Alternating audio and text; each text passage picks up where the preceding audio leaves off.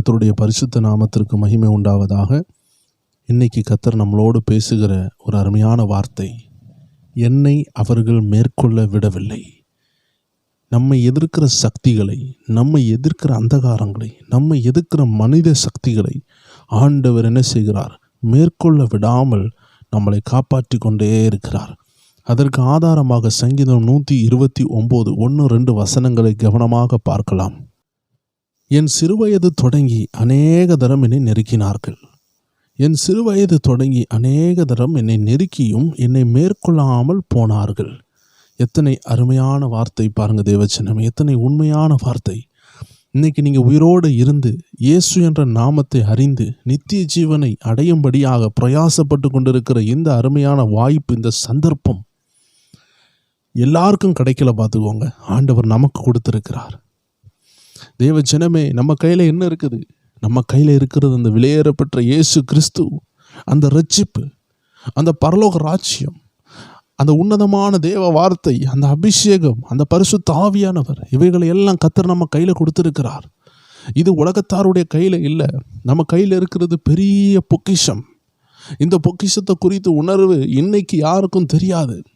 ஒரு காலம் வரும்பொழுது எல்லாரும் கண்களை மூடுவார்கள், அவர்களுடைய ஜீவன் பிரியும். அந்த நேரத்தில் இயேசுவை ஏற்றுக்கொண்டவர்கள், நானே ஜீவனும் வழியும் சத்தியமாக இருக்கிறேன்னு சொன்ன ஆண்டவர் தான் என்ன சொல்லுகிறார்? நான் தான் வழியும் சத்தியம் ஜீவனுமா இருக்கிறேன்னு சொல்லுகிறார்.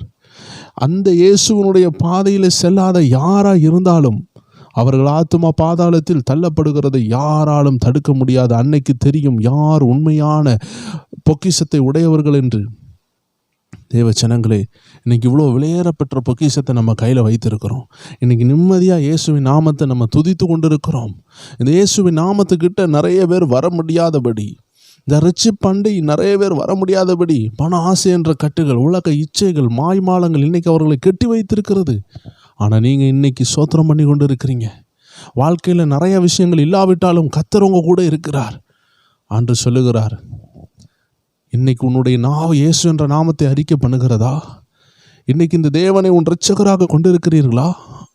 இதற்கு ரகசியம் என்ன தெரியுமா? உங்கள் ஜீவனை எத்தனையோ முறை சத்துரு வேட்டையாடணும்னு நினைத்த பொழுது, கருவிலே உங்களை அழிக்கணும் நினைத்த பொழுது ஒரு கரம் உங்களை பாதுகாத்தது. அந்த கரம் உங்களை கருவிலே பாதுகாத்ததுனால தான் இன்னைக்கு நீங்கள் ஆண்டவராக இயேசு ஆராதித்து கொண்டு இருக்கிறீங்க. அந்த நித்திய ஜீவனுக்காக நீங்கள் ஆயத்தப்பட்டு கொண்டு இருக்கிறீங்க. ஒரு தூது கூட சொல்லுகிறேன், ஒரு வெளிப்பாடை சொல்லுகிறேன். தேவ ஜனமே, கர்த்தர் உங்களை கடந்த நாட்களில் காப்பாற்ற வல்லமை உள்ளவராக இருந்தார்னா இந்த நாட்கள்லையும் காப்பாற்றுவார், இனி உள்ள நாட்கள்லையும் காப்பாற்றுவார். இந்த அதிகாலை வேளையில் பரிசுத்த ஆவியானவர் சொல்லுகிறார், எங்கேயோ இருக்கிற ஒரு சகோதரியை பார்த்து, எங்கேயோ இருக்கிற ஒரு சகோதரனை பார்த்து, இந்த நாள் எப்படி இருக்குன்னு பயந்து கொண்டு இருக்கிறவர்களை பார்த்து ஆவியானவர் சொல்லுகிறார், கடந்த நாட்களில் காத்த ஆண்டவர் இனி மேலும் காப்பார். நீங்கள் பயப்பட வேண்டிய அவசியமே இல்லை. எவ்வளோ அழகாக சங்கீதக்காரர் சொல்லுகிறார், சிறு வயதிலிருந்தே என்னை நெருக்கி கொண்டு இருக்கிறாங்க, என்னை தொடர்ந்து வந்து என்னை மேற்கொள்ளணும்னு நினைக்கிறாங்க. ஆனால் கர்த்தர் என்னை மேற்கொள்ள விடாமல் என்னை பாதுகாத்தார். அவர்களால் மேற்கொள்ள முடியவில்லை. என்னை அழிக்கணும்னு நினச்ச சக்திகளால் என்னை அழிக்க முடியவில்லை. என்னை விழ வைக்கணும்னு நினச்ச சக்திகளால் விழ வைக்க முடியவில்லை. நீதிமான் 7 தடவை விழுந்தாலும் எழுந்திருப்பான் சொன்னது போல கர்த்தர் என்னை ஒவ்வொரு முறையும் தூக்கி விடுகிறார். என் சத்துரு எங்கே? என்னை விழத்தள்ளினவன் எங்கே? என்னை விழத்தள்ளினவன் நான் வீழ்ந்து மாண்டு போவேன் என்று நினைத்தான். ஆனால் அவன் அறிகிறதற்கு முன்னாடி கர்த்தர் என் கரம் பிடித்து தூக்குகிறார். எத்தனை பேரால் சொல்ல முடியும், ஆண்டவர் என்னை இதுவரைக்கும் கரம் பிடித்து நடத்தி கொண்டு வந்திருக்கிறார்னு?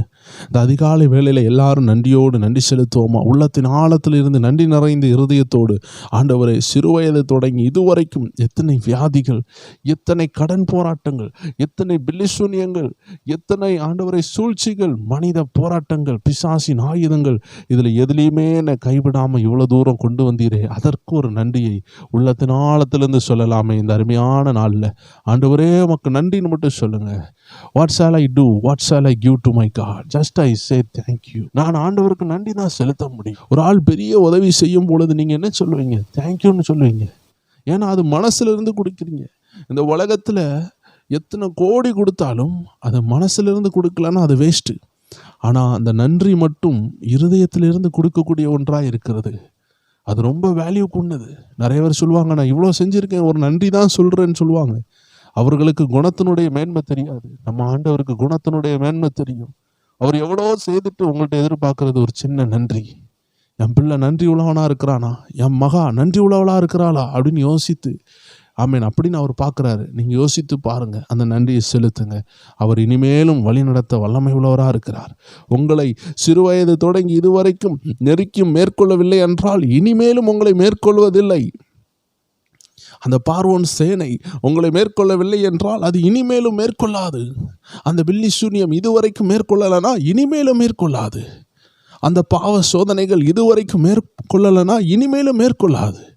என கர்த்தர் உங்கள் கூட இருக்கிறார். எல்லாரும் ஜெபிப்போமா? அன்பான ஆண்டவரே, இந்த நாள் இனிய நாளாக அமையட்டும். சந்தோஷமும் சமாதானமும் பரிசுத்த ஆவியின் மகிழ்ச்சியும் வேத வசனத்தின் வெளிச்சமும் எங்களை நிரப்பியிருப்பதாக. குழப்பம் சந்தேகம் எங்களுக்கு தூரமாக இருப்பதாக.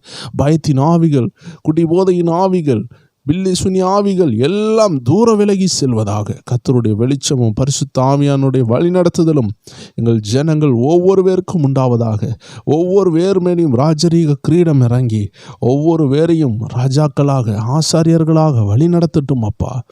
அவர்கள் கையிட்டு செய்கிற வேலைகளை வாய்க்க பண்ணுங்கள். வருமானத்தை ஆசீர்வதிங்கப்பா. கையின் பிரயாசங்களை ஆசீர்வதித்து பெருக பண்ணுங்க.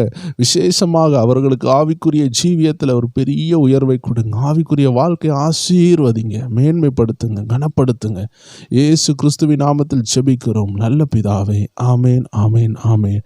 கர்த்தர் ஒவ்வொருவரையும் நீடித்த நாட்களால் திருப்தியாக்குவார். சமாதானம் உள்ள ஒரு ஜீவியத்தை தருவார்.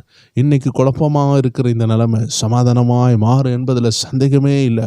கர்த்தரை நம்ம இறுக்கமாக பற்றி பிடித்து கொள்வோம். கர்த்தர் நம்மளை கைவிடவே மாட்டார். இந்த அருமையான நாளில் கர்த்தருடைய நாமம் உங்கள் வாழ்க்கையில் மகிமைப்பட போகுது.